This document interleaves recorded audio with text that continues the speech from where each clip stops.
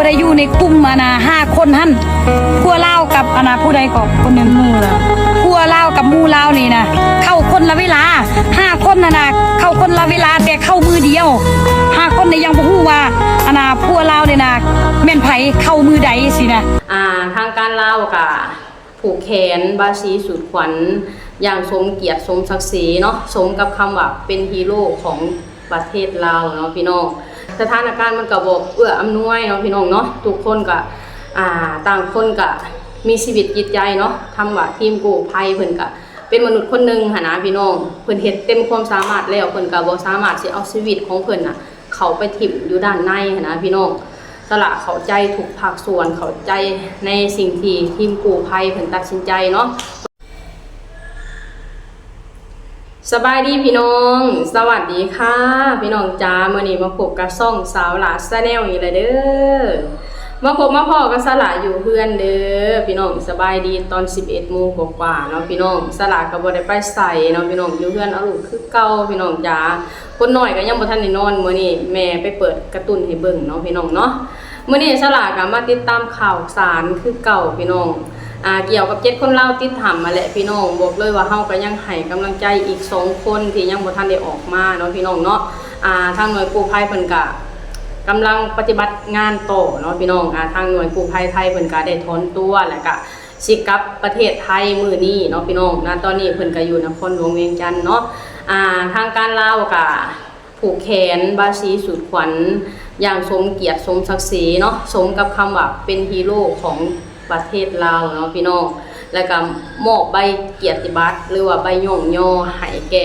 นักกู้ภัยไทยทุกคนเนาะบอกเลยว่าเต็มไปด้วยความอบอุ่นความซาบซึ้งในน้ำใจของคนไทยเนาะบอกเลยว่าคนลาวทั้งประเทศซาบซึ้งในน้ำใจของคนไทยเนาะพี่น้องเนาะมื้อนี้สลากก็สิมานำเสนอคลิปฮีโร่สาวจิตอาสาไทยลาวเนาะพี่น้องเหตุการณ์นี้ก็บอกเลยว่ามีทุกภาคส่วนที่ร่วมมือกันเนาะพี่น้องหลายๆคนหลายๆภาคส่วนนับตั้งแต่แม่ครัวนับตั้งแต่ทีมตุนนับตั้งแต่ชาวบ้านที่เป็นจิตอาสาแบบว่าขนของขึ้นภูเพื่อเป็นเสบียงบอเป็นอุปกรณ์บอเกี่ยวกับการค้นหานะพี่น้องทุกคนเต็มที่แฮงเนาะพี่น้องเนาะรวมทั้งหน่วยกู้ภัยทุกคนก็บอกเลยว่าเต็มที่แฮงนะพี่น้องก็เลยเฮ็ดให้สามารถช่วยเหลือออกมาได้5 คนเนาะพี่น้องเนาะแล้วก็ผู้ประสบภัยทุกคนก็ปลอดภัยเนาะพี่น้องเต็มไปด้วยความดีใจของหน่วยกู้ภัยทุกคนเนาะบอกเลยว่าได้ยินข่าวเจอคนแล้วก็ช่วยเหลือออกมาแล้วทุกคนแบบดีใจแบบแลนกอดกันจนห้องไห้นะพี่น้องแบบว่าซาบซึ้งในสิ่งที่ตัวเองเฮ็ดนะว่าเฮาเฮ็ดไปแล้วเฮาบ่ได้สูญเปล่าเนาะพี่น้องเนาะจนมาฮอด2 คนสุดท้ายก็พยายามเต็มที่ค้นหาเต็มที่ทุกภาคส่วนบ่ว่าสิเป็นนักประดาน้ำฝั่งไทยฝั่งลาวแล้วก็ทางต่างประเทศก็หลายประเทศที่แบบว่าพากันเข้ามาช่วยในภารกิจนี้เนาะพี่น้องวันสุดท้ายแล้วก็เฮาก็บ่ไปถึงฝันเนาะพี่น้องเพราะเนาะมันก็มีอุปสรรคหลายอย่างอะไรพี่น้องเกี่ยวกับสภาพอากาศฝนตกดินถล่มนะพี่น้องหลายสิ่งหลายอย่างเนาะที่เป็นปัจจัยเฮ็ดให้ทางทีมกู้ภัยเขาไปช่วยอีก2 คนยังบ่ทันได้เนาะพี่น้องเนาะทางหน่วยกู้ภัยไทยเพิ่นก็เลยถอนตัวเนาะพี่น้องก็คือเดินทางกลับบ้าน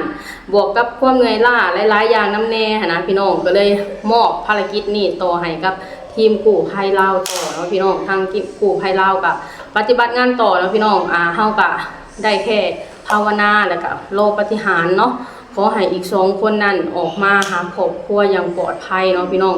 บอกเลยว่าทุกคนที่ไปปฏิบัติช่วยเหลือครั้งนี้ทุกคนมีความหวังเดียวก็คือ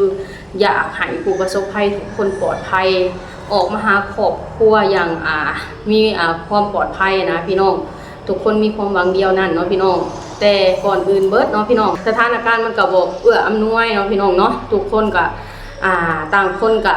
มีชีวิตจิตใจเนาะทำว่าทีมกู้ภัยเพิ่นก็เป็นมนุษย์คนหนึ่งนะพี่น้องเพิ่นเฮ็ดเต็มความสามารถแล้วเพิ่นก็บ่สามารถสิเอาชีวิตของเพิ่นเข้าไปถิ่มอยู่ด้านในนะพี่น้องสละเข้าใจทุกภาคส่วนเข้าใจในสิ่งที่ทีมกู้ภัยเพิ่นตัดสินใจเนาะเพิ่นตัดสินใจร่วมกับหลายภาคส่วนนะพี่น้องก็เลยเกิดมาต่อความถอนตัวในครั้งนี้เนาะพี่น้องเนาะทางการลาวก็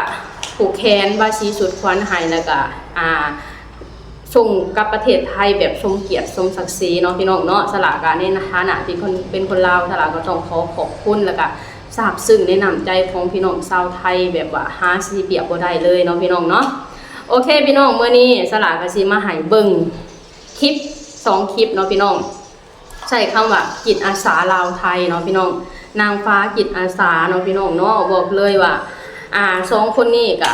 มีความสำคัญเกี่ยวกับการเฮ็ดภารกิจนี่บ่แพ้คนอื่นเลยเนาะพี่น้องเนาะโอเคเดี๋ยวเราไปเริ่มอยู่ที่จิตอาสาสาวสวยจากฝั่งไทยกันก่อนเนาะพี่น้องเนาะ